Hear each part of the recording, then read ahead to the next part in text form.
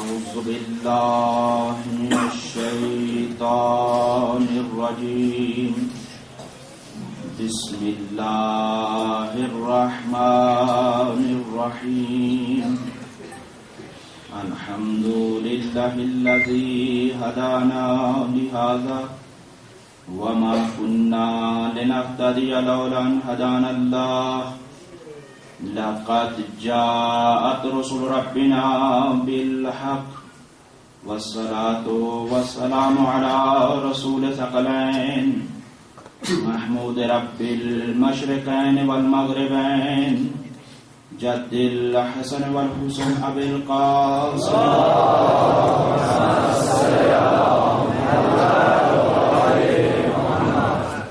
وعطرته الطيبين الطاهرين المعصومين لا سيما الإمام المبين والكافر الحسين وغياث المضطر المستقيم حجة الله على المخلوقين ووارث الأنبياء والمرسلين المنتظر المهدي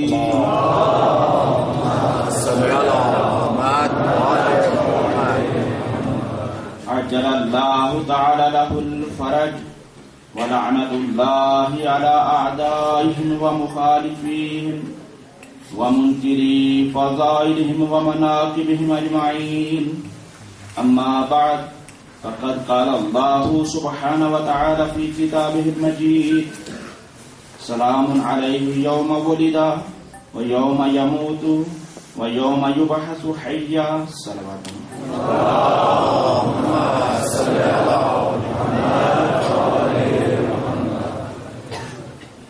زندہ و سلامت رہے مودت اہل بیت کے ساتھ.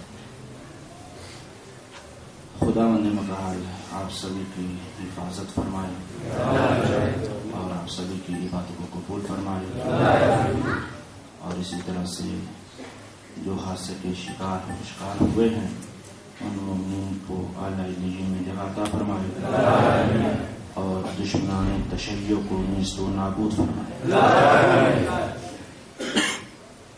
جیسا کہ آپ کو معلوم ہے کہ ہمارا سلسلہ گفتگو امام حسین علیہ السلام وارث انبیاء ہے، اس عنوان کے تحت آپ کی خدمت میں گفتگو جاری و ساری ہے. اور اسی طرح سے ہم آپ کی خدمت میں کچھ اس طرح سے بیان کرتے چلے آ رہے ہیں کہ ضروری یہی ہے کہ جب ہم نے وارث کو پہچاننا ہے تو پہلے مورث کو پہچانا جائے کہ جس کے وارث حسین ہیں، اور پھر پہچانا جائے کہ ان مورث کی وراثت کیا ہے. لہذا یہ جاننا جب ضروری ہے تو ہم اسی سلسلے کو لے کر چل رہے ہیں اور ہمارا سلسلہ گفتگو چلتے ہوئے حضرت ابراہیم علیہ السلام تک پہنچا ہے. سب سے پہلے حضرت آدم علیہ السلام کا تذکرہ ہوا اور ان کی وراثت خلافت الہیہ اور علم، اور اس کے بعد تذکرہ حضرت نوح علیہ السلام کا ہوا کہ جس کا نتیجہ ہم نے یہ نکالا کہ حضرت نوح علیہ السلام نے قوم کی نجات کے لیے ایک سفینہ بنایا تھا جس کے ذریعے سے قوم نجات پائی تھی. اگرچہ وہ بہت کم ہی تھی لیکن بالآخر جو بھی اس سفینے پر سوار ہوا وہ نجات پا گیا. اور اسی طرح سے امام حسین علیہ السلام بھی سفینہ نجات ہیں. اور اسی طرح سے پھر تذکرہ حضرت ابراہیم علیہ السلام کا ہوا اور اس میں حضرت ابراہیم علیہ السلام کے لڑکپن، جوانی اور ضعیفی کے تمام تر مراحل کی طرف ہم نے اشارہ کیا. اور آج جو چیز ضروری ہے اور کل کی مجلس میں نے ایک پیغام چھوڑا تھا وہ یہ تھا کہ اس کو دوہرا دینا چاہتا ہوں تاکہ جو لوگ نئے آئے ہیں وہ سن لیں اور جو سن چکے ہیں وہ دوبارہ اپنے ذہنوں کو اس طرف متوجہ کر کے محفوظ کر لیں بات کو. اس میں اہم نقطہ یہ تھا کہ جو کہا جاتا ہے، اعتراض کیا جاتا ہے کہ اگر آپ کے ائمہ معصومین علیہ السلام کو معلوم تھا کہ واقعہ کربلا میں یا اسی طرح سے مسجد کوفہ میں یا اسی طرح سے شربت میں یا انگوروں میں زہر ہے تو پھر کیوں انہوں نے پیا، اور یا کیوں کربلا گئے، کیوں مسجد گئے؟ تو لہٰذا اس کا جواب ہم نے قرآن کی روشنی میں آپ کی خدمت میں عرض کیا تھا کہ آپ جانتے ہیں کہ جب حضرت اسماعیل علیہ السلام قربان گاہ میں جا رہے ہیں، قتل گاہ میں جا رہے ہیں، تو ہم حضرت ابراہیم علیہ السلام سے بھی یہی سوال کرتے ہیں کہ جب آپ کو پتا ہے کہ وہاں پر قتل کر دیا جاؤں گا، ذبح کر دیا جاؤں گا، تو پھر کیوں جا رہے ہیں؟ تو کون سا جواب اس کا قوم ڈھونڈ کر لا سکتی ہے؟ کیا جواب ہے قوم کے پاس؟ جو جواب وہاں ڈھونڈ کر دیں گے وہی جواب ہم اپنے ائمہ کے بارے میں دیں گے، کیونکہ وہاں پر بھی آپ سب جانتے ہیں کہ کیونکہ آپ کے سامنے بتایا تھا کہ یہ روایت نہیں ہے، آیت ہے کہ جس کو کوئی ضعیف بھی نہیں کہہ سکتا، کہ حضرت اسماعیل علیہ السلام جاتے ہیں تو یقیناً ان کو معلوم ہے کہ میں منام میں ذبح ہونے کے لیے جا رہا ہوں، لیکن کیوں جا رہے ہیں؟ اس وجہ سے کیونکہ رضائے خدا اسی میں ہے۔ جب رضائے خدا اسی میں ہے تو پھر اس کے بعد یہی ہے کہ جب رضائے خدا ملحوظ خاطر ہو تو پھر اس چیز کی پرواہ نہیں ہوتی کہ وہاں پہنچنے کے بعد ہمارا پانی بند کر دیا جائے گا، ہمارے بچوں کو شہید کر دیا جائے گا، ہماری گردن پر چھری چلے گی، یا اسی طرح سے دیگر مسائل، کیونکہ رضائے خدا اسی میں ہے۔ اور اسی طرح سے اب آج کی مجلس آپ سبھی حضرات سے توجہ یہ چاہوں گا، یہاں سے لے کر آخری فر تک دائیں بائیں ہر طرف ہر شخص توجہ فرمائے، کیونکہ آج تذکرہ حضرت موسیٰ علیہ السلام کا ہونے جا رہا ہے۔ اور حضرت موسیٰ علیہ السلام ایک ایسی عظیم ترین ہستی کا نام ہے جو صاحب شریعت بھی ہے، اور قرآن میں جس نبی کا سب سے زیادہ تذکرہ ہوا ہے وہ حضرت موسیٰ علیہ السلام، اور مختلف مقامات پر ان کی زندگی کی طرف اشارہ ہوا، واقعات کی طرف اشارہ ہوا۔ لہذا ہم نے اس اعتبار سے دیکھنا ہے کہ سب سے پہلے کہ حضرت موسیٰ علیہ السلام کا نام کیوں موسیٰ رکھا گیا؟ یہ عبرانی زبان کا لفظ ہے موسیٰ، لیکن یہ مرکب ہے دو چیزوں سے۔ میں ابھی آپ کی خدمت میں بعد میں پورا واقعہ کروں گا، لیکن پہلے صرف اتنا ہی عرض کر دینا چاہتا ہوں کہ یہ بالآخر موسیٰ کیوں کہا گیا؟ منہ کہتے ہیں درخت کو، توجہ کیجیے گا، عبرانی زبان میں منہ درخت کو کہتے ہیں اور سا کہتے ہیں پانی کو، کیونکہ حضرت موسیٰ علیہ السلام جب فرعون کے محل سے ٹکرائے تھے تو اس وقت ایک طرف پانی تھا ایک طرف درخت تھا، ان دونوں کے درمیان میں جب یہ چھوٹا سا بچہ ملتا ہے تو اب نام تو کیونکہ جانتے نہیں ہے، اسی درخت اور پانی کو مد نظر رکھتے ہوئے دونوں کو ملا کر کہہ دیا موسیٰ۔ یہ ہے بجائے تسمیہ حضرت موسیٰ علیہ السلام کی۔ اور پھر یہ ایک ایسی عجیب حقیقت ہے اور تاریخ ہے کہ جب فرعون جیسا نامراد، ایسا کہ جو مخلوق خدا ہوتے ہوئے خدائی کا دعویٰ کرنے لگا، اور طغیانی اس کی حد کو بڑھتی چلی گئی، اور حد سے بڑھتے بڑھتے اس نے وہ نعرہ لگایا کہ جو شاید ہی کوئی نعرہ لگا سکے۔ قرآن میں آوازی کو وہ کہا کرتا تھا آنا ربکم الاعلی، سب سے بڑا تمہارا رب میں ہوں۔ اب یہ ہے کہ انسان کی بدبختی یہ ہے کہ جب انسان طغیانی کرتا ہے اور بغاوت پر تل جاتا ہے تو فقط انسانوں کا مقابلہ ہی نہیں کرتا۔ آپ گھبرایا نہ کریں، جب انسان باغی ہو جاتا ہے اور اس طرح سے بغاوت کرنے لگتا ہے تو اس کے نتیجے میں فقط انسانوں کا ہی مقابلہ نہیں کرتا بلکہ وہ اپنے خالق کا بھی مقابلہ کرنے لگتا ہے۔ جب اس انداز میں پہنچ جاتا ہے فرعون اپنی پوری بادشاہت کے ساتھ، پوری سلطنت کے ساتھ، اور اس کی حکومت بہت بڑی حکومت تھی، اور پھر میں انشاءاللہ تعالی آپ کی خدمت میں عرض کروں گا کہ اس کی حکومت اور کسی اور کی حکومت میں کتنا فرق ہے۔ بس یہ ہے کہ اپنی پوری حکومت کے ساتھ یہ چل رہا تھا اور پوری قوم کو اسیر کیا ہوا تھا، جسے قوم اسرائیل کہا جاتا ہے۔ یہ قوم بہت مشکل وقت گزار رہی تھی کہ ایک مرتبہ خود فرعون کے نجومیوں نے فرعون سے یہ کہا کہ تمہاری بادشاہت میں ایک بچہ پیدا ہونے والا ہے. توجہ فرمائیے. تمہاری بادشاہت میں ایک بچہ پیدا ہونے والا ہے جو تمہاری بادشاہت کو ختم کر دے گا. اب یہ کہا گیا. اب اس کے بعد فرعون نے کیا کیا؟ کہا کہ ایسا کیا جائے کہ مردوں اور خواتین کو جدا جدا کر دیا جائے. مردوں کو شہر سے باہر بھیج دیا جائے, خواتین اسی شہر میں رہیں. جب اس کے بعد کچھ عرصہ ہوتا ہے, نجومی آ کر خبر دیتے ہیں کہ نہیں, اب وہ بچے کا مسئلہ ہو چکا ہے, لہذا تم اس کے بعد کچھ اور اقدام کرو.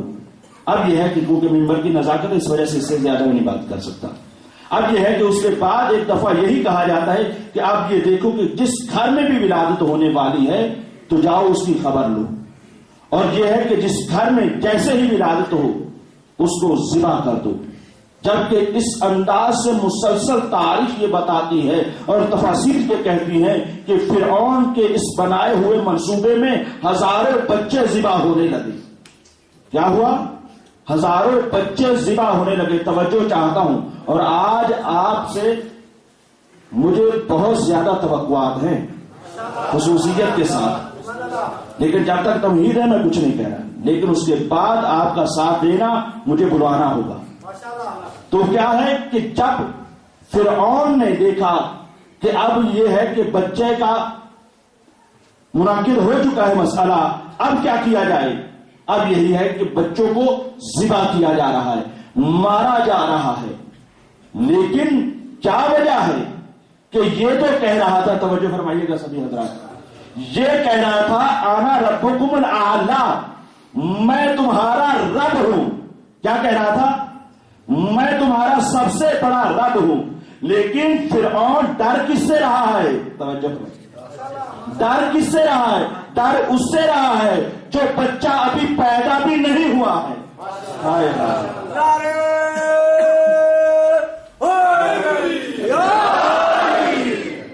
ڈر اس بچے سے رہا ہے کہ جو بچہ ابھی پیدا بھی نہیں ہوا. میں کہوں گا اے فرعون, تیرے پاس بادشاہت ہے, تیرے پاس فوجیں ہیں, تیرے پاس سلطنت ہے, تیرے پاس تخت و تاج ہے, لیکن تو کیوں ڈر رہا ہے؟ جو بچہ ابھی پیدا بھی نہیں ہوا تو اس کی وجہ کیا ہے؟ کیوں ڈر رہا تھا؟ اس کی صرف اور صرف وجہ یہ تھی کیونکہ فرعون باطل تھا. کیونکہ فرعون باطل تھا اور آنے والا حق تھا. آج آپ دور بیٹھے ہیں, اللہ خیر کرے. تو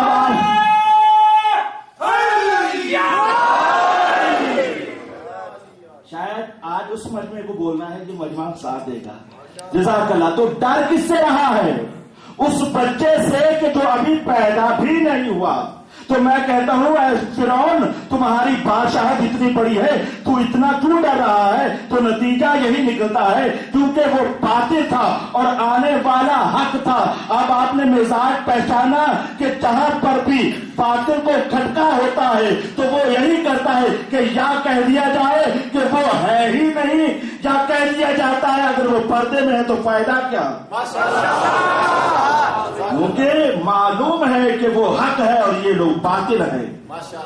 اور پھر اس سے ایک منزل اور بڑھا دیتا ہوں کہ جب فرعون اس انداز سے, اس طرح سے کرتا ہے کہ کئی بچے ذبح کروا دیتا ہے, جبکہ اپنے آپ کو انا ربکم الاعلی کہتا ہے, لیکن اس کے باوجود بچوں کو جب ذبح کروا رہا ہے تو اس کی وجہ تو آپ نے پہچان لی نا, کیونکہ باطل تھا. اب یہی بات کہنا چاہتا ہوں, اے بخت یزید, کیا تیری حکومت میں اگر حسین بیعت نہ بھی کرے تو کیا حرج ہے؟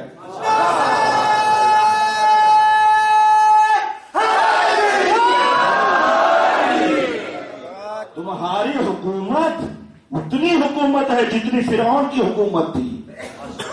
وہاں کہاں کہاں تک وہ آذربائیجان, افغانستان اور ادھر کہاں فلسطین, یہ سارے کا سارا علاقہ, ابھی مجھے وہ جو جغرافیائی وہ علاقہ نہیں پورا بتا سکتا, ورنہ وہ آپ جائیں دیکھیں کہ دنیا کے 2/3 حصے پر فرعون کی حکومت اور اسی خطے پر یزید کی حکومت.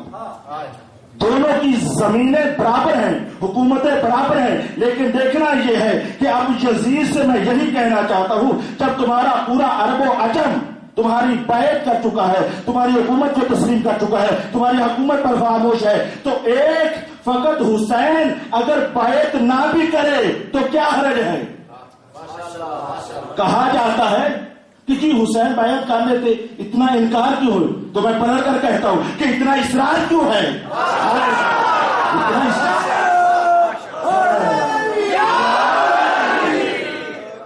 آج کہا جاتا ہے نا کہ بھائی بیعت کر لیتے، اپنا بچا لیتے، تو ہم کہتے ہیں کہ اتنا اصرار ہی کیوں کیا جا رہا ہے؟ بیٹا پوری دنیا تمہاری حکومت میں ہے، تمہاری دسترس میں ہے، پھر بھی تم یہ کہہ رہے ہو کہ حسین میری بیعت کرے۔ دنیا میں ہوتا ہے جب بھی کوئی بادشاہ آتا ہے کچھ لوگ ووٹ دیتے ہیں کچھ نہیں دیتے، لیکن یزید گو باطل تھا لیکن اتنا ضرور جانتا تھا کہ میری حکومت اس وقت تک اسلامی حکومت نہیں کہلا سکتی جب تک وارث حسین بیعت نہ کر لے۔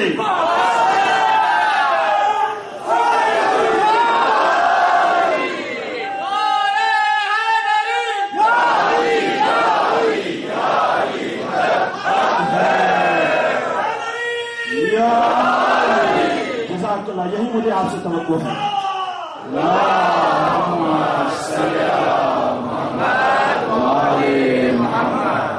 یہ یاد ہے کہ آج آپ کا گلا بیٹھے گا کیونکہ تذکرہ بہت عظیم ہے، تذکرہ جا رہا ہے۔ تو یہ ہے کہ میں یہی کہنا چاہتا ہوں کہ سارا تخت تاج تمہارے پاس، حکومتیں تمہارے پاس، فوجیں تمہارے پاس، ایک حسین اگر بیعت نہ بھی کرے تو کیا حرج ہے؟ اس کی وجہ یہ ہے کہ یہ ہاتھ حسین کا نہیں ہے، یہ ہاتھ حسین کا ہاتھ نہیں ہے، یہ آدم سے لے کر خاتم تک ہاتھ ہے، تمام انبیاء کا ہاتھ ہے۔ اس وجہ سے اسی لیے سرتاج نجات در دست یزید حقا کے بنا لالا است حسین۔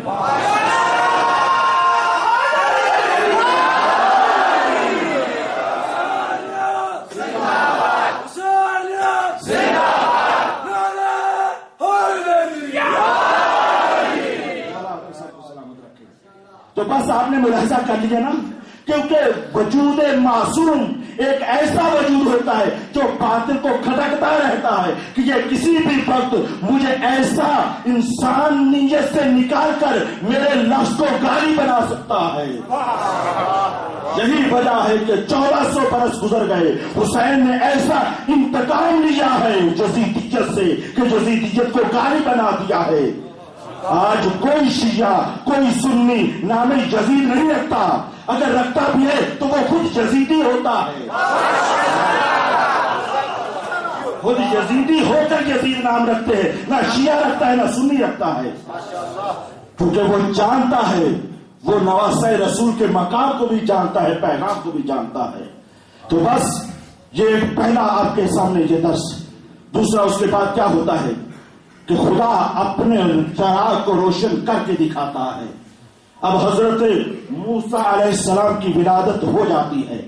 اب جب ولادت ہوئی، اب یہاں پر پھر ایک مشکل وقت ہے، مشکل کڑی ہے، وہ ولایت میں جھومی ہوئی ہے۔ وہ اس طرح سے ہے کہ حضرت موسیٰ علیہ السلام کی والدہ سبھی لوگوں کے سامنے بھی رہی، خواتین آتی، دائیاں آتی، دیکھتی، لیکن وضع حمل ظاہر نہ ہوتا تو اب دنیا جو کہتی ہے کہ جی ان کی بھی ولادت ہم جیسی ہے۔ پہلے یہ بتاؤ موسیٰ کی ولادت کے بارے میں کیا خیال ہے کہ جناب موسیٰ 9 مہینے بھی رہے، دنیا میں ظاہر بھی نہ ہوئے، کوئی احساس بھی نہ ہو سکا، بڑی سے بڑی آتی رہی لیکن نہ پہچان سکی کہ کیفیت مادر موسیٰ کیا ہے۔ لیکن اللہ نے جب اپنے نور کو بھیجا اور بھیجنے کے بعد کہا کہ قرآن نے آواز دی وَأَوْحَيْنَا إِلَىٰ أُمِّ مُوسَىٰ، ہم نے موسیٰ علیہ السلام کی ماں کی طرف وحی کی اور کہا کہ اس کو دودھ پلاؤ۔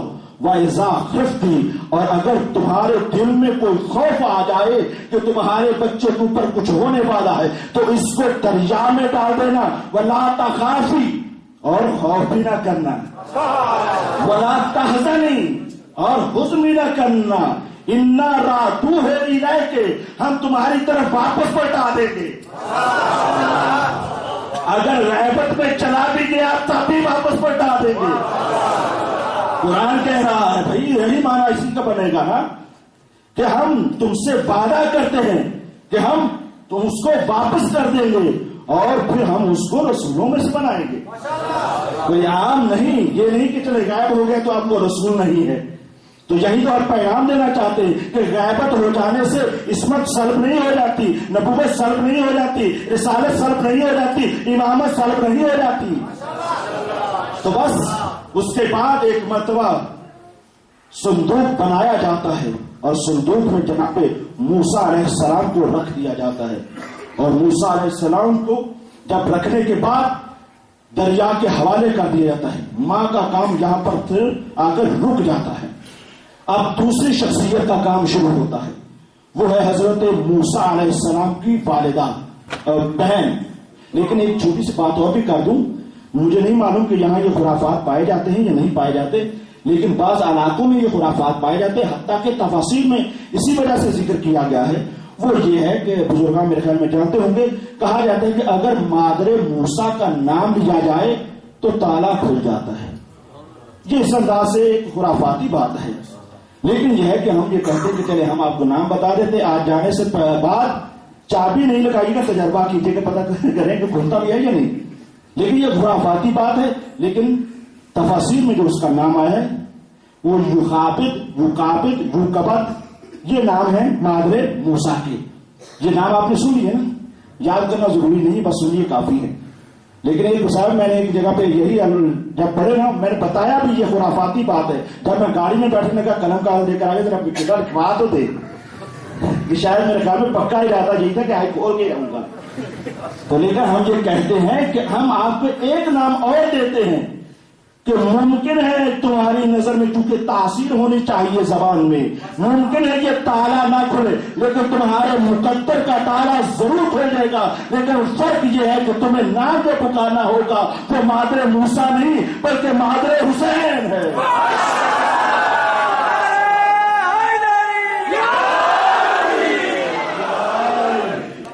وہ مادر حسین ہے کہ جس کے نام پر لوگوں کے مقدر پلٹ جاتے ہیں. جاؤ تاریخ اٹھا کر دیکھو، جتنے آج تک مستبصر ہوئے ہیں مذہب حق کا تو قبول جنہوں نے کیا ہے، ان سب کی تاریخ یہ ہے. مولانا اسماعیل دیوبندی بھی وہ بھی یہی کہتے کہ نہ مجھے کسی کتاب نے شیعہ کیا، نہ کسی مولوی نے شیعہ کیا، بلکہ مجھے حق کے جناب زہرا نے شیعہ کیا تھا. یہ ہے مقدر جس کو کھولنے والی ذات کا نام جناب فاطمہ تو زہرا. صلی علی محمد.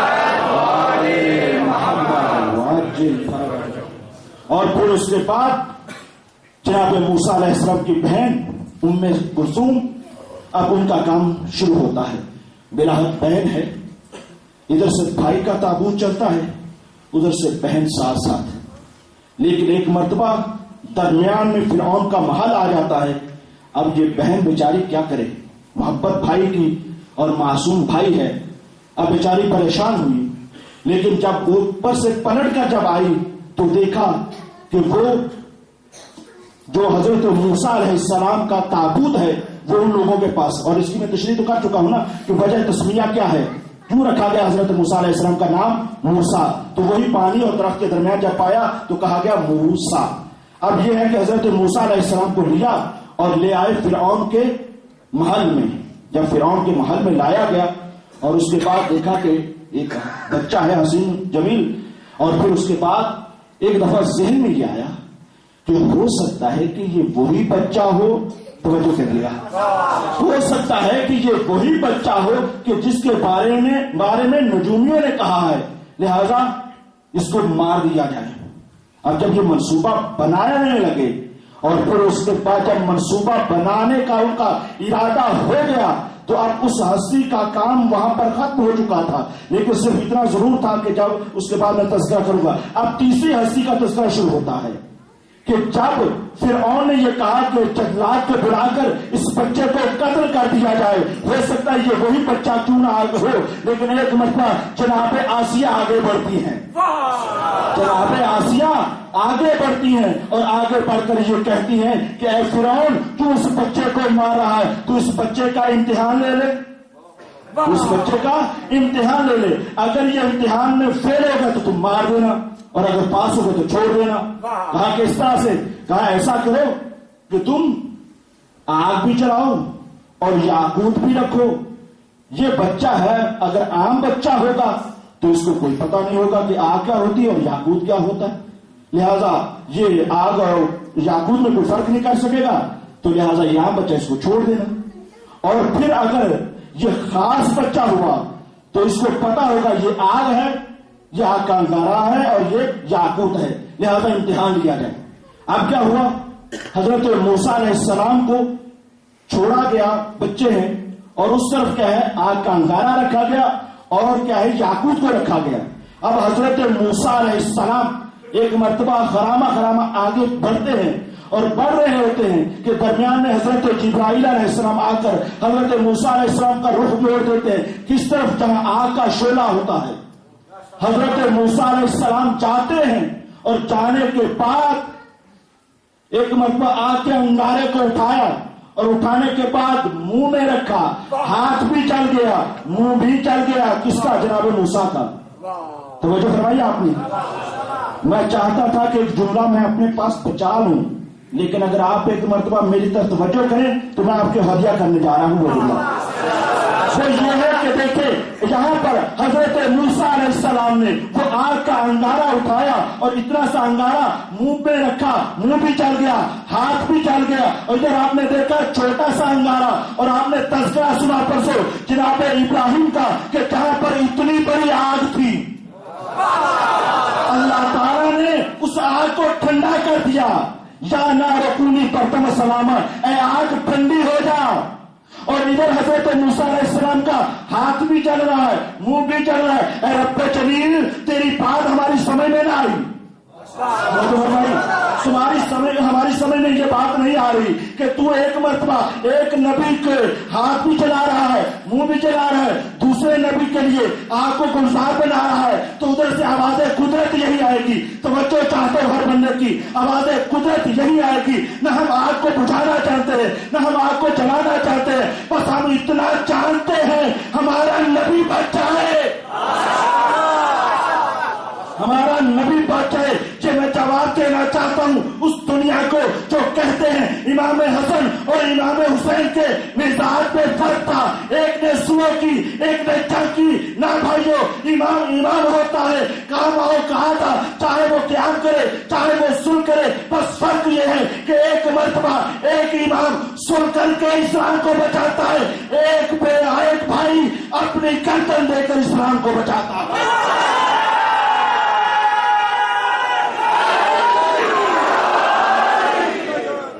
مولا آپ سب کو زندہ و سلامت رکھے۔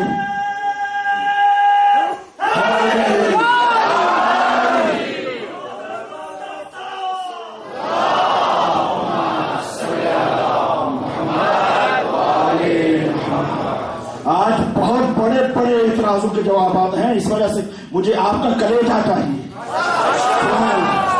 تو بس آپ نے دیکھا نا کہ حضرت موسیٰ علیہ السلام کے لیے اب کیا ہوا، حضرت موسیٰ علیہ السلام کا ہاتھ بھی چل گیا، منہ بھی چل گیا، لیکن بچ گئے کون؟ حضرت موسیٰ علیہ السلام۔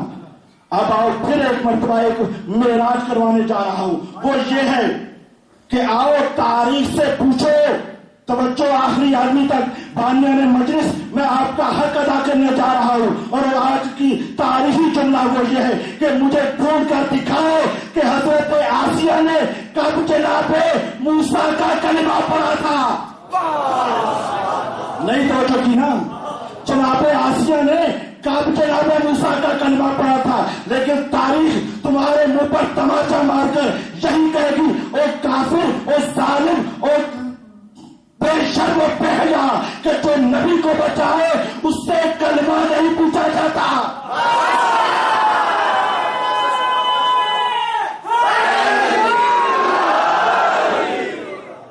جو نبی کو بچائے، تو جو ایک مرتبہ نبی کو بچائے اس سے کلمے کی تاریخ نہیں پوچھی جاتی۔ جو 3 سال اپنی آغوش میں لے کر شیخ ابھی تعلیم میں بیٹھا رہا، ارے وہ کافر کیسے ہو گیا؟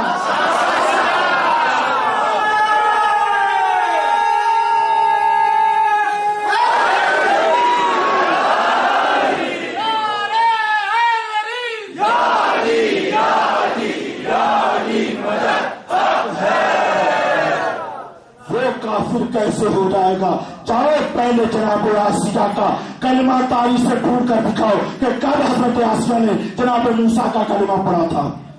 اور پھر یہ عام ہستی نہیں ہے، 5 عظیم ترین بیویوں میں سے ایک بیوی کا نام حضرت آسیہ ہے۔ 5 حضرت حوا، حضرت مریم، حضرت آسیہ، حضرت جناب خدیجہ الکبریٰ، حضرت فاطمہ الزہرا سلام اللہ علیہا۔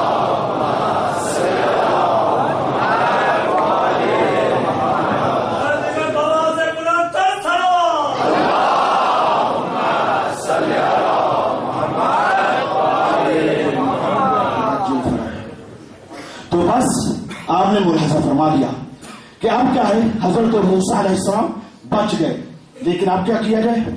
اس بچے کو دودھ کی تو ضرورت ہے، غذا کی ضرورت ہے، مختلف لوگوں کو لایا جاتا ہے، خواتین کو لایا جاتا ہے، کس لیے؟ کہ حضرت موسیٰ علیہ السلام کو دودھ پلائیں تاکہ بچہ زندگی کو باقی رکھ سکے۔ لیکن جس کسی کو بھی لایا جاتا ہے، حضرت موسیٰ علیہ السلام، یہ بالکل مسلم تاریخ و تفاسیر میں ہے کہ حضرت موسیٰ علیہ السلام کسی غیر کا، توجہ فرمائیے گا، کسی غیر کا دودھ نہیں پیتے۔ تو بس آپ نے ملاحظہ فرما لیا کہ جب حضرت موسیٰ کسی غیر کا دودھ نہیں پیتے تو پھر فخر موسیٰ خاتم النبیین نے کسے پی لیا؟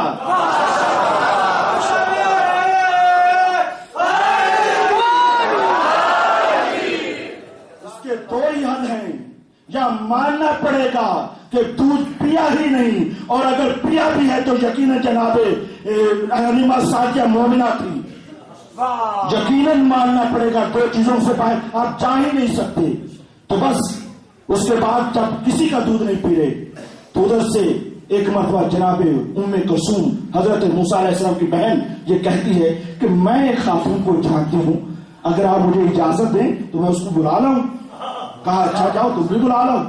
اب کیا ہوتا ہے، جاتی ہیں اور لا کر اپنی ہی والدہ کو لے آتی ہیں، اپنی ہی والدہ کو لا کر ایک مرتبہ جناب موسیٰ علیہ السلام ہم کا اپنی ماں کی آغوش میں آ جاتے ہیں۔ ادھر سے جناب موسیٰ علیہ السلام مادر موسیٰ میں آئے، اپنی ماں کی آغوش میں آئے، ادھر سے آغوش میں آئے، ادھر وعدہ خدا پورا ہوا۔ اے موسیٰ کی ماں، ہم نے جو وعدہ کیا تھا پورا کر دیا، ہم نے خدا پر توکل کیا جائے، ہم نے اگر خدا پر توکل کر لیا خدا اپنے وعدے کو خوب نبھاتا ہے۔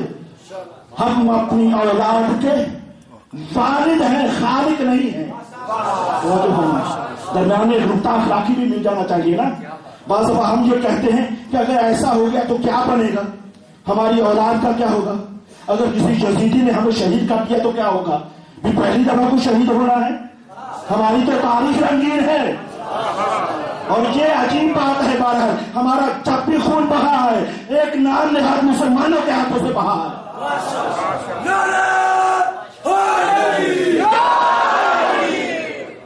ورنہ دہشت گرد کوئی دین و مذہب ہوتا ہی نہیں ہے، چاہے وہ کچھ بھی کہتا رہے وہی مذہب نہیں ہوتا۔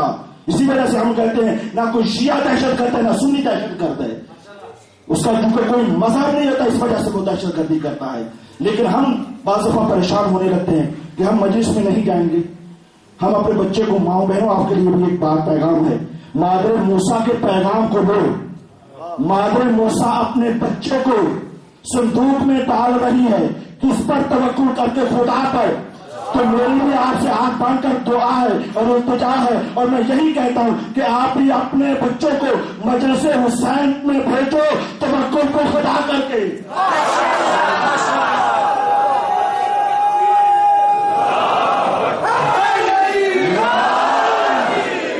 خدا پر توکل کریں، مولا آپ سب کو آخری آدمی تک زندہ و سلامت رکھے۔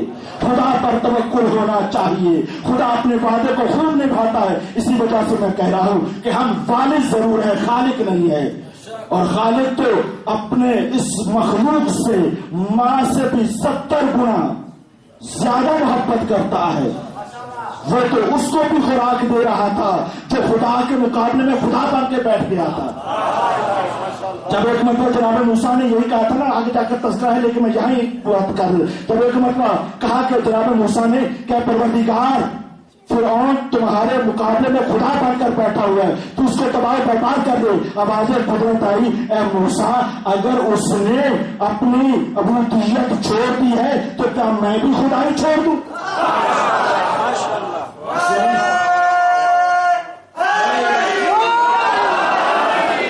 کیا میں بھی اپنی خدائی چھوڑ دوں؟ تو یہ نہیں ہو سکتا، خدا اپنے وعدے کو خوب نبھاتا ہے۔ اب حضرت موسیٰ علیہ السلام اپنی ماں کی آغوش میں آ گئے اور اس کے بعد پروان چڑھتے ہیں اور اسی طرح سے جوان ہوتے ہیں۔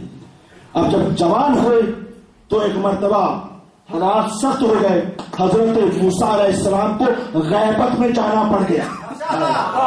حضرت موسیٰ، قرآن کی آواز اسی انداز میں ہے کہ جب وہ یہاں سے جھک کر چلے گا تو غیبت میں ہی گئے نا، اور یہی وجہ ہے کہ ہمیں سمجھانے کے لیے تقریباً ہر نبی ایک مرتبہ ضرور پڑھتا ہے غیبت میں رہا ہے۔ یہ کوئی نئی سنت نہیں ہے، یہ پرانی سنت ہے پڑھتا ہے غیبت کی۔ جب ہمارے نبی غار ثور میں جا کر رکے تھے، 3 رات تک وہاں رہے تھے، تو وہ بھی تو ایک غیبت تھی، تو اس میں تو کوئی فرق نہیں پڑتا ایک لمحے کی غیبت ہو یا 1400 سال کی غیبت ہو، غیبت تو غیبت ہے نا۔ تو بس حضرت موسیٰ علیہ السلام ایک عارضی وقت کے لیے پردہ غیبت میں چلے جاتے ہیں، لیکن اس کے بعد آواز قدرت یہ آتی ہے کہ اذهب الى فرعون، اے موسیٰ فرعون کی طرف پلٹ جاؤ، انہ طغی، اور اس وہ باغی ہو گیا ہے، وہ گمراہ ہو گیا ہے، چاہو اس کو ہدایت کرو۔ اب جب جناب موسیٰ پلٹ کر آتے ہیں، پھر توجہ چاہتا ہوں، اب جب جناب موسیٰ علیہ السلام پلٹ کر آتے ہیں اور پلٹ کر آنے کے ساتھ ساتھ اپنے بھائی ہارون کو بھی ساتھ لاتے ہیں، بھائی ہارون بھی ساتھ ہے، اور آتے ہیں دربار میں، اور جب دربار میں آئے تو ادھر سے فرعون نے کیا کیا ہوا تھا، فرعون نے جادوگروں کو بلایا ہوا تھا کہ جب حضرت موسیٰ آئے تو تم مقابلہ اس انداز سے کرنا کہ تم جادو چلا دینا۔ اب جادو کا مسئلہ یہ ہے کہ ادھر سے جادوگروں نے اپنی رسیاں ڈالی، توجہ فرمائیے گا، اپنی رسیاں ڈالی، وہ بظاہر سانپ بن کر چلتی ہوئی دکھائی دی۔ جب سانپ بن کر چلتی ہوئی دکھائی دی، ادھر سے حضرت موسیٰ علیہ السلام کو حکم ہوا کہ اے موسیٰ اپنے عصا کو ڈال دو۔ حکم یہ ہوا کہ اپنے موسیٰ، اے موسیٰ اپنے عصا کو ڈال دو۔ آپ تو عصا کو ڈالا، یہ ہاتھ میں تو عصا تھا، لیکن جب زمین پر جاتا ہے تو ایک مرتبہ التہا بنا، التہا بن کر وہ رسیوں کو نگل گیا، وہ رسیوں کو نگل گیا۔ چلے تو جہاں پہ علمی ایک نقطہ بھی دیتا چلو، جو کبھی اوپر کبھی نیچے آنا ہی پڑتا ہے، وہ یہ ہے کہ جادو میں اور معجزے میں کیا فرق ہے۔ جادو میں ایک علمی نقطہ ہے نوجوانوں آپ کے لیے، بزرگ مجھ سے بہتر جانتے ہیں، ایک جادو میں اور معجزے میں کیا فرق ہے۔ جادو میں یہ ہوتا ہے کہ چیلنج نہیں کیا جاتا، بس اپنی طرف سے کوشش کرتا ہے کہ میں کوئی نہ کوئی کام کر کے دکھا دوں، اور ادھر سے یہ ہے کہ جو معجزہ ہوتا ہے اس کے اندر چیلنج ہوتا ہے۔ پہلے یہ کہا جاتا ہے میں یہ کر کے دکھاؤں گا، بعد میں وہ کرتا ہے۔ پہلے یہ اتفاقی نہ تاکہ کہلائے کہ جی اتفاق میں ہوگا، اور بعد میں کہتے کہ میں نے کہا تھا نا۔ اکثر ہم لوگ ایسا ہی کر جاتے ہیں نا، ایسا ہوتا کہ نہیں، کام اتفاق سے ہو گیا لیکن بڑے فخر سے 4 بندوں میں بیٹھ جی ہم نے پہلے ہی کہہ دیا تھا، تو آپ نے پہلے کہا تھا تو یقین کے ساتھ کہا ہوتا، ٹھیک ہے نا۔ لیکن کیا ہے کہ ایسا ہوتا ہے معجزے میں کیا کہ پہلے سے کہا جاتا ہے، چیلنج کیا جاتا ہے میں یہ کام کر کے دکھاؤں گا، اور یہی وجہ ہے کہ حضرت رسول اکرم صلی اللہ علیہ وسلم نے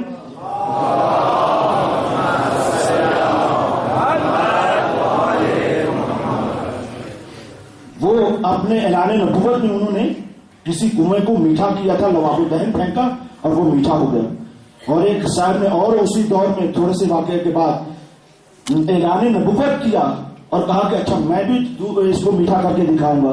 اب کیا کیا کہ جب اپنے لواب الدہن اس میں پھینکتا ہے تو اس سے زیادہ شور ہو جاتا ہے۔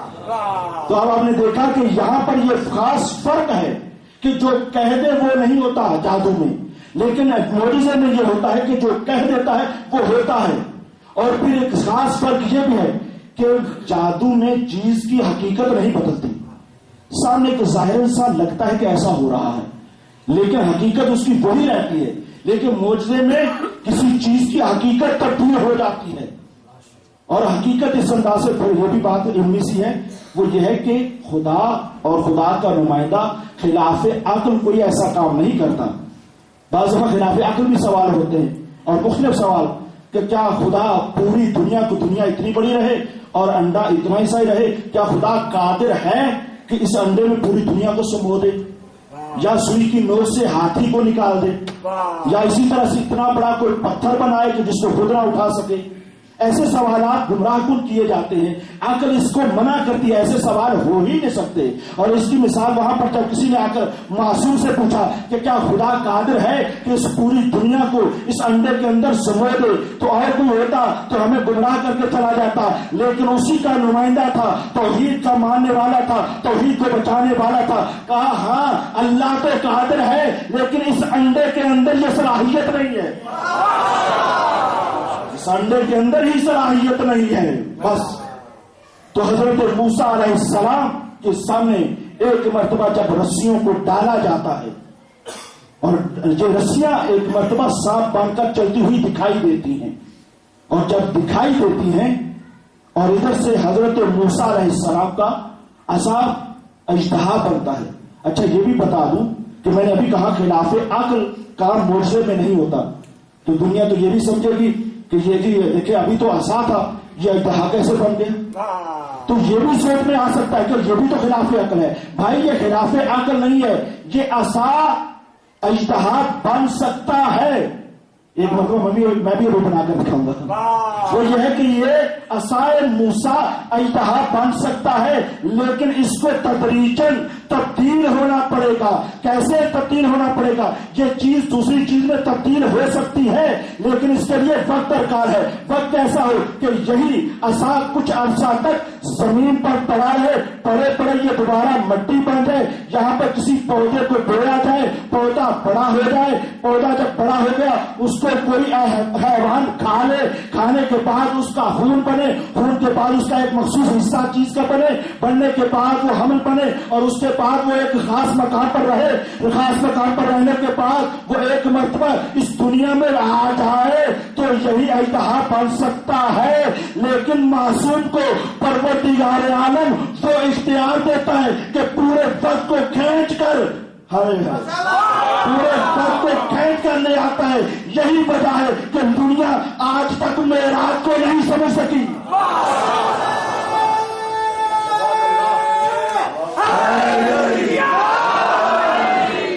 یہ کیسے ہو سکتا ہے کہ کنڈی بھی ہلتی رہے، پانی بھی بہتا رہے، بستر بھی گرم رہے اور رسول اتنا عرصہ گزار کر واپس بھی آئے؟ اور کیونکہ یہ کیوں نہیں ہو سکتا؟ کبھی ہمارے ساتھ ایسا نہیں ہوا۔ اگر ہمارے ساتھ ایسا ہو تو یہی تو فرق ہے ہم میں اور ان میں۔ تو بس آپ نے اس اعتبار سے بھی آپ نے دیکھا کہ یہ اژدہا بن سکتا تھا لیکن اس کے لیے وقت درکار تھا۔ ادھر سے حکم ہوتا ہے کہ اے موسیٰ اپنے عصا کو ڈال دو۔ اب تو حضرت موسیٰ علیہ السلام نے عصا کو ڈالا، عصا ادھر سے اژدہا بنا، اور اژدہا بننے کے بعد ان رسیوں کو نکل گیا۔ ایک دم فرعون پیچھے ڈرا اور پیچھے ڈر کے بھاگا، اور ادھر سے جادوگروں نے اسی وقت توجہ چاہتا ہوں اسی وقت اپنے آپ کو سجدے میں گرا کر کہا آمنا رب موسیٰ و ہارون، ہم خدا کے، ہم موسیٰ اور ہارون کے رب پر ایمان لائے۔ ہم حضرت موسیٰ علیہ السلام اور حضرت ہارون کے رب پر ایمان لائے۔ میں کہوں گا جادو کرو، کیا وجہ ہے؟ حضرت موسیٰ علیہ السلام نے معجزہ دکھایا ہے، ہارون نے تو کوئی معجزہ بھی نہیں دکھایا، وہ تو صرف پاس کھڑے ہوئے تھے، وہ تو فقط پاس کھڑے ہوئے تھے۔ تم کلمہ اس انداز سے کیوں پڑھ رہے ہو؟ نبی کا بھی پڑھ رہے ہو، تو انہوں نے پلٹ کر کہا جو نبی کی مدد کرے، جو نبی کا وسیع ہو، ساتھ اس کا بھی کلمہ پڑھا جائے گا۔ تو جو فقط ایک محدود پیمانے پر آ کر موسیٰ کا ساتھ ہے اس کا کلمہ تو پڑھنا ضروری ہوگا قرآن کی روح میں۔ تو جو ہر مقام پر اس طرح سے آگے بڑھتا چلا گیا کہ جب کوئی نہ جاتا تھا علی جاتا تھا۔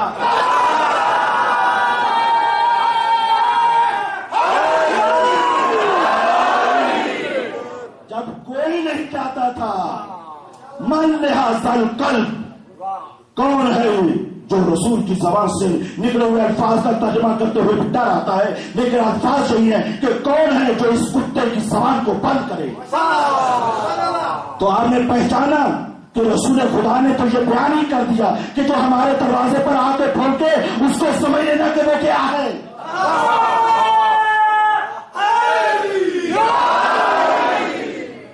تو بس اس کے بعد جب پردے میں ایک مرتبہ سجدے میں گر جاتے ہیں اور ایمان لے آتے ہیں اور مسلمان ہو جاتے ہیں حضرت موسیٰ کے. اور پھر یہ واقعہ یہاں پر مکمل ہوا. اور آخری زحمت آپ کو دینے چاہ رہا ہوں وہ یہ ہے کہ حضرت موسیٰ علیہ السلام کے اوپر پھر کٹھن وقت آتا ہے, مشکل ترین جب وقت آتا ہے, اور اس مشکل ترین وقت میں حضرت موسیٰ علیہ السلام مجبور ہو جاتے ہیں کہ اپنی قوم کو وہاں سے لے کر چلے جائیں. کبھی کبھی ایسا بھی وقت آ جاتا ہے کہ فرعون اپنی تمام تر فرعونیت پر تل آ جائے تو بیچارے مہاجرت پر مجبور ہو جاتے ہیں. اگر کوئی مجبور ہو کر مہاجرت کرتا ہے تو اس کو تانے نہ دیا کہ وہ موت سے ڈر گئے ہو. نہیں, کبھی کبھی یہ بھی سنت ہمارے سامنے ہے کہ کبھی ایسی بھی مجبوری آ جاتی ہے جب حضرت موسیٰ علیہ السلام اپنی پوری قوم کے ساتھ ایک مرتبہ لے کر چلتے ہیں رات کی تاریکی میں. اور اسی طرح سے پہچانیے گا, یہاں سے اندازہ ہوگا کہ موسیٰ اور وارث موسیٰ کا. حضرت موسیٰ علیہ السلام اپنی قوم کو لے کر چلتے ہیں, اور جب چلتے ہیں ادھر سے دیکھا کہ سامنے دریا آ گیا. ہر بندے کی توجہ چاہتا ہوں, بس آخری ہے اور اس میں معراج ہے. بس اتنا میں کہہ دیتا ہوں, دعویٰ پہلے کر رہا ہوں دلیل بعد میں. وہ یہ ہے کہ سامنے دیکھا دریا آ گیا ہے. اب جب دریا آیا اب قوم پریشان ہو گئی کہ ادھر سے ابھی فرعون کی فوج اپنے لشکر پورا پہنچ جائے گی اور ادھر سے سامنے دریا ہے تو ہوگا تو کیا ہوگا. اب جب قوم پریشان ہوئی تو ایک مرتبہ حکم یہ ہوا کہ موسیٰ اپنے عصا کو, یہ عصا بھی عجیب عصا ہے, ہر جگہ پر کام آتا ہے. آواز قدرت کی آئی کہ موسیٰ اپنے عصا کو اس دریا میں مارو. اب جو دریا میں مارا درمیان میں راستہ بنا, شکافتہ ہو گیا پانی. ادھر بھی پانی ہے ادھر بھی پانی ہے, ادھر بھی پانی ہے ادھر بھی پانی ہے. یہ تو آپ نے سنا ہے جب امام زمانہ آئیں گے پانی پہ مسلح بچھائیں گے.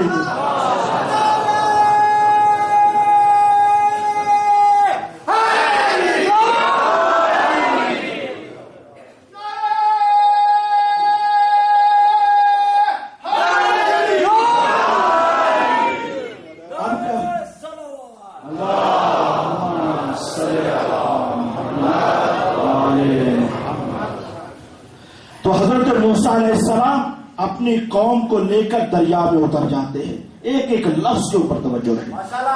حضرت موسیٰ علیہ السلام اپنی قوم کو لے کر دریا میں اتر گئے. ایک ایک کر کے دریا سے اس طرف اترنے لگے, پار جانے لگے.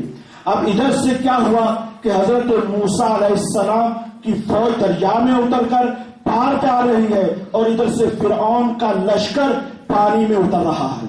توجہ رہے, پانی میں اتر رہا ہے. اب جب پانی میں اتر رہا ہے حضرت موسیٰ علیہ السلام ادھر گزر رہے ہیں. اب میں کہوں گا اے پروردگار جلدی کرو, فرعون کا لشکر آ گیا ہے تو جلدی سے پانی کو حکم دو, پانی مل جائے اور یہ فرعونی ڈوب جائے. کہا کہ تمہاری عقل ناقص ہے, چلتی اسے ہوتی ہے جس کو ہاتھ سے نکل جانے کا خطرہ ہو. ہم تو قادر مطلق ہیں. تو اب یہ ہے کہ ایک ایک فرعونی آ جائے پھر ہم کیا کرتے ہیں یہ آپ بتائیں گے. کیا ہوتا ہے کہ بعد میں ہم بتائیں گے. اب جو یہ کہا جاتا ہے کہ جی امام حسین علیہ السلام اگر خدا کو اتنے پیارے تھے تو خدا نے بچا کیوں نہیں لیا اور اسی وقت اس پر عذاب کیوں نہیں دے دیا, تو ہمارا جواب یہی سن لو کہ عزیزو خدا اس انتظار میں ہے پہلے سے لے کر آخری یزید تک آ جائے پھر منتقل خون حسین آئے گا.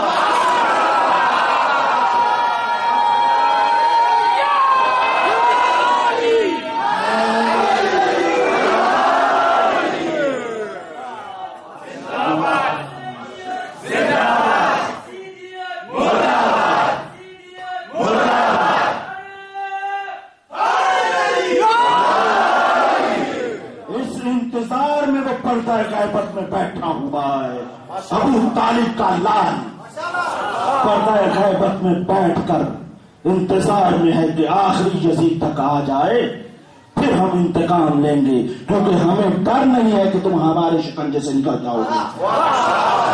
تم ہمارے حکومت سے نکل جاؤ گے، تمہارے اختیار میں ہی نہیں ہے۔ تمہارے سامنے ہم نے فرعون کے ساتھ کیا کیا؟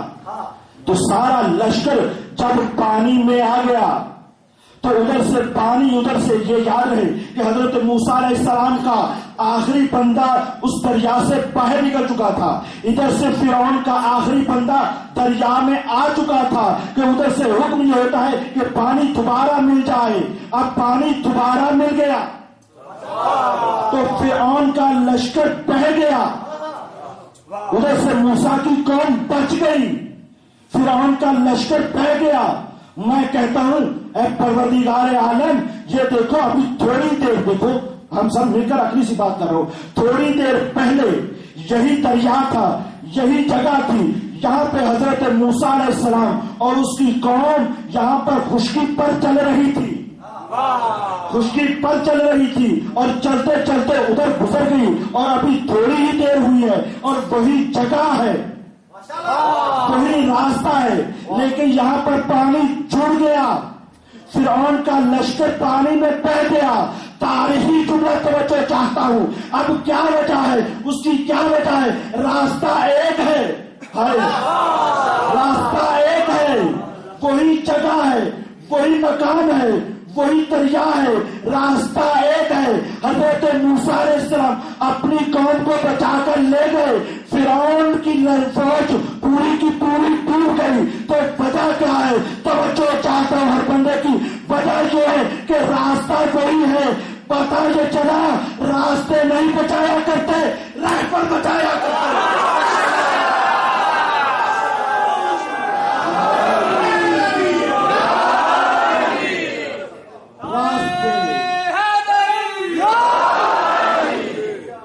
راستے نہیں بچایا کرتے، رہبر بچایا کرتے ہیں۔ ہم پوری انسانیت کو پیغام یہ دیتے ہیں کہ ان کو رہبر بناؤ جو خود بھی بچے، تمہیں بھی بچا دیں۔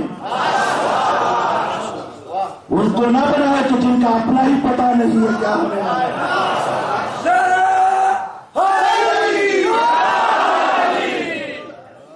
تو یہ ہے جناب موسیٰ، بہت تذکرہ ہے قرآن میں سب سے زیادہ۔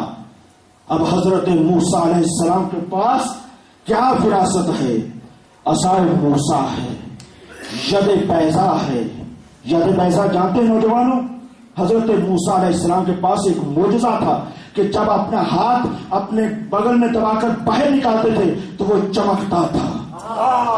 یہ حضرت موسیٰ کا معجزہ بھی ہے اور حضرت موسیٰ کی وراثت بھی ہے۔ عصائے موسیٰ اور قوم کو نجات دینا، یہ وراثت حضرت موسیٰ ہے، اور ان وراثتوں کے وارث کا نام حسین ہے۔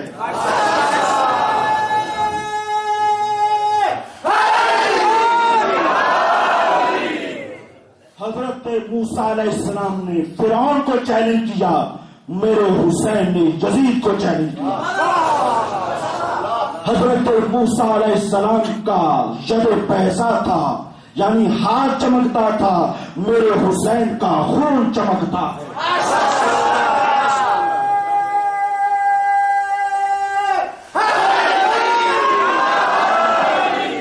میرے حسین کا خون چمکتا ہے۔ اور پھر حضرت موسیٰ علیہ السلام کے پاس عصا تھا، میرے حسین کے پاس عباس ہے۔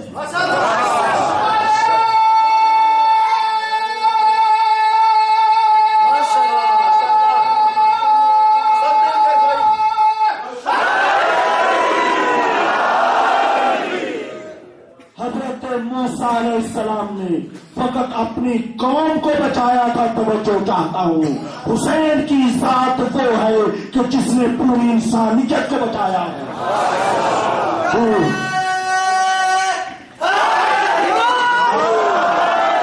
پوری انسانیت کو۔ جب گاندھی جی سے پوچھا گیا کہ اتنا بڑا انقلاب کیوں لا رہے ہو، محمد علی جناح کی بات نہیں کر رہا ہوں کیونکہ کہتے جی وہ تو شیعہ تھے، وہ شیعہ اس وجہ سے نہیں، گاندھی جی کہتے ہیں کہ دیکھو کہ میں جو انقلاب لا رہا ہوں وہ اس بنا پر لا رہا ہوں، میرے سامنے حسین کی حریت ہے۔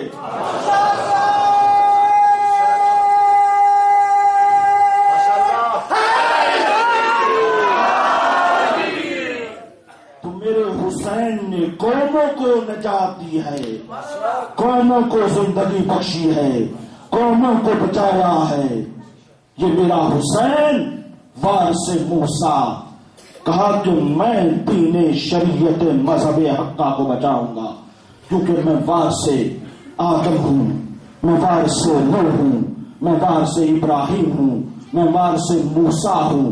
اب میرے پاس ایسے ایسے نسخے ہیں کہ جس کے ذریعے سے چاہے جتنا ہی مشکل کیوں کٹھن وقت نہ آ جائے، اگر دین مریض ہو گیا تو میرے پاس ایک نسخہ علی اکبر ہے،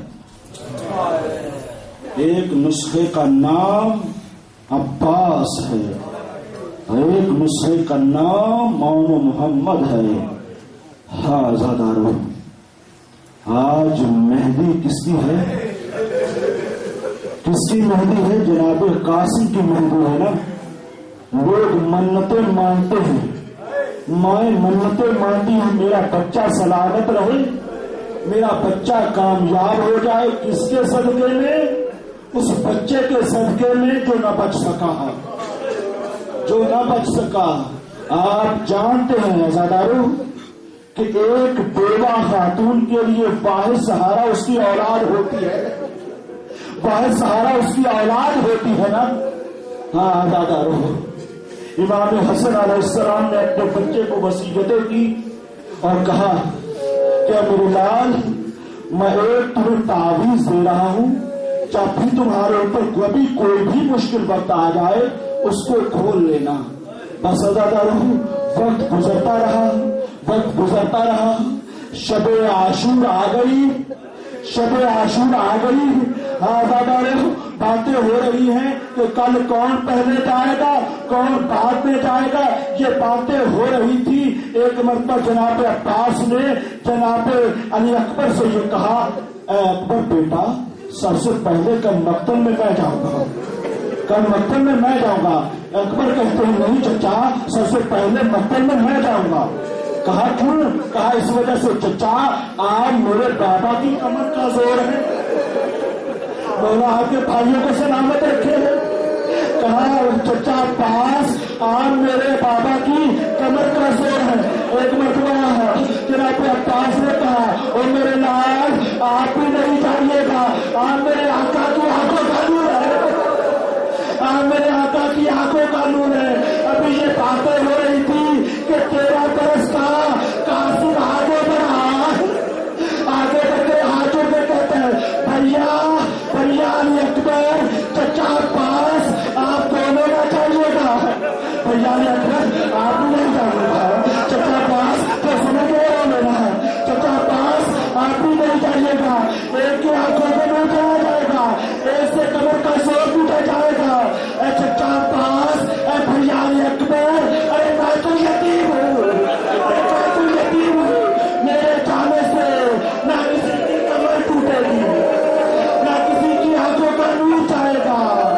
آزادار اتنا کہنا تھا، ایک مرتبہ خیمے کا پردہ اٹھا، جناب حسین نے قاسم کو سینے سے لگایا، کہا میرے لال، میں نے تو اکبر سے زیادہ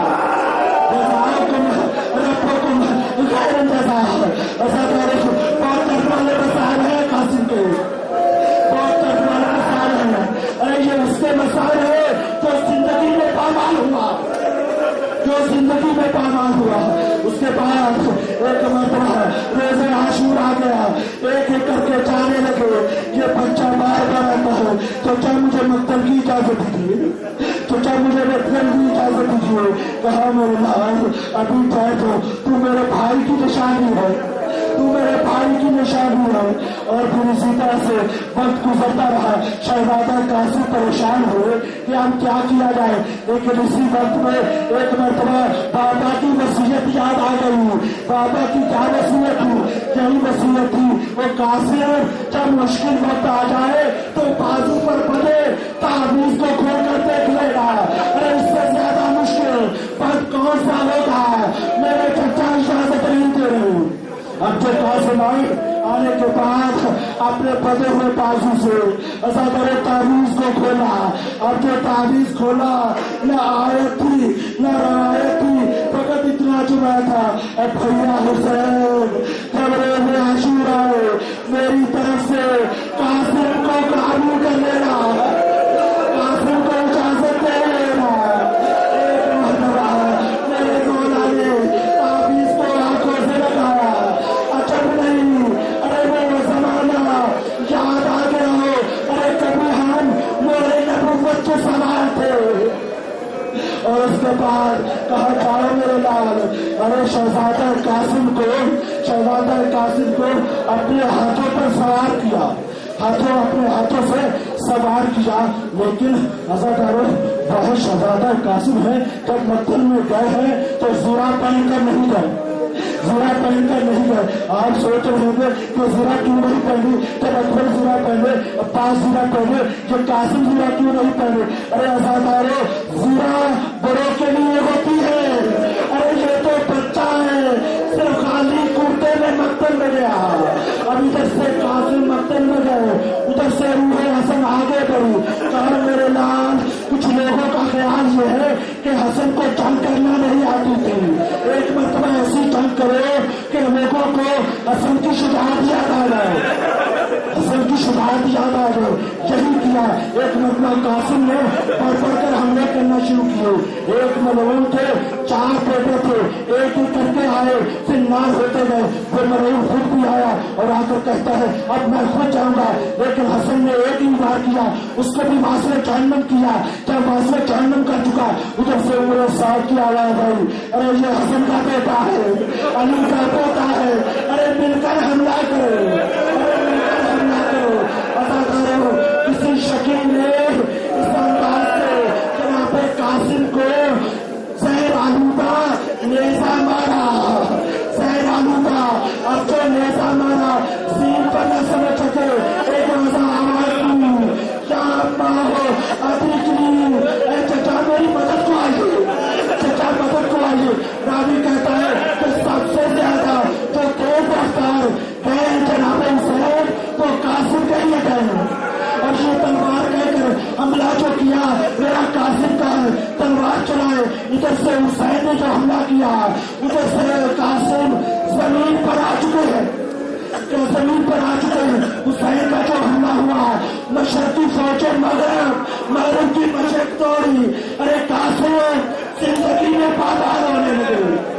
جزاکم ربکم خیر الجزا، مجھے نہیں معلوم کہ کس انتظار میں بیٹھو، ارے جب بھی جناب قاسم پہ پہلو پہ کسی گھوڑے کی ٹانگ پڑتی تھی، آواز دیتا تھا دادی زہرا، دادی زہرا، ارے آپ کا پہلو زخمی ہوا، ارے قاسم کا پہلو زخمی۔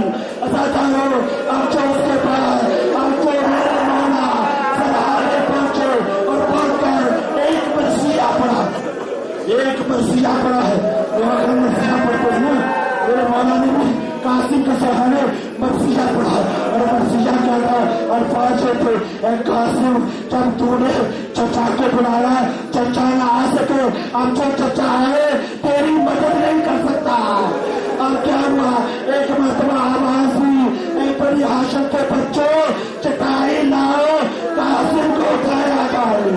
اب کیا ہوا، چٹائی لائی گئی، ارے گرو گئے، چن چن کر لائے گئے اور لا کر جمع کیے، جمع کرنے کے بعد اب جو گھر گھر میں آگے لے کر چلے، اب خیر نکاح پر ہر بیوی آ رہی ہے، ابھی مہدی آئے گی نا، لیکن بعض لوگ اختلاف کرتے ہیں ایک مسئلے میں نا کہ شادی ہوئی تھی یا نہیں ہوئی تھی۔ علامہ رشید ترابی سے یہی مسئلہ پوچھا گیا کہ شہزادہ قاسم کی کربلا میں شادی ہوئی تھی یا نہیں ہوئی تھی، تو انہوں نے ایک ہی جواب دیا، کہا نہ ہاں نہ فقط ایک جملہ کہا تھا، ہزاروں جملوں کو سنے گا، کہا فقط یہ ایک جملہ کہا، بس اتنا میں جانتا ہوں کہ قاسم کی ماں کے دل میں ارمان تو تھا کہ کبھی میرا قاسم پورا بنے گا، ارے اپنے بھی نکالتا اس ماں کی حضرت کو پورا، اے بیوی، اے امّ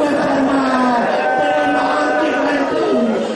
لال کی مہندی آئے گی، ارے ماتم کرو، قاسم کا ماتم، حسین کا ماتم، حسین کا ماتم، حسین